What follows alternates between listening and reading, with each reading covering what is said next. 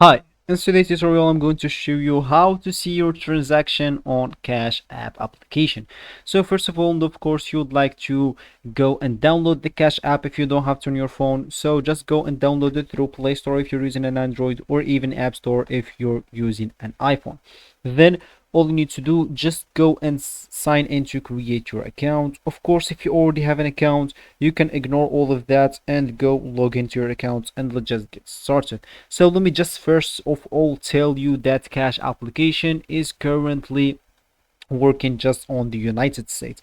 So if you are not from there, you can check one of our videos on this channel on how you can even download the Cash app and start using it, or you can just go and download a VPN and make yourself like you are in the United States. So after that, all you need to do, of course, is just go and launch your Cash application. And as we said, we would like to see our transaction made. So of course, here, if you maybe send maybe like $100 to someone here, you can of course choose to, and for or maybe request some money. Of course, if you add some cash or even cash out from this application, that will remain on your activity as transaction. So to view your or to see your transactions, all you need to do, just go here and click at your activity here.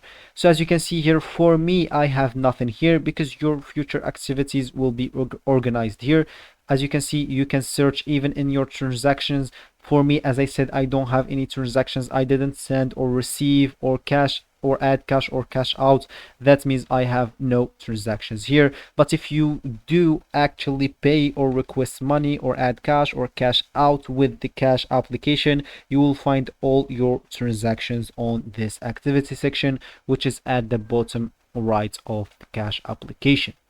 Of course, you can also go to your profile by clicking at the top right corner here at your icon there, and scroll down until you find this documents options. Of course, if you click on that, you can maybe have here the account statements and the tax returns. So if you maybe request a refund or something, I don't know, you will find everything, all the documents needed here.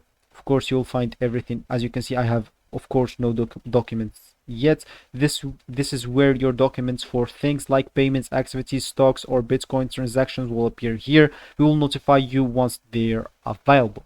So I guess that is all clear, and that will be for the video. So I hope you guys liked the video. Thanks for watching, and goodbye.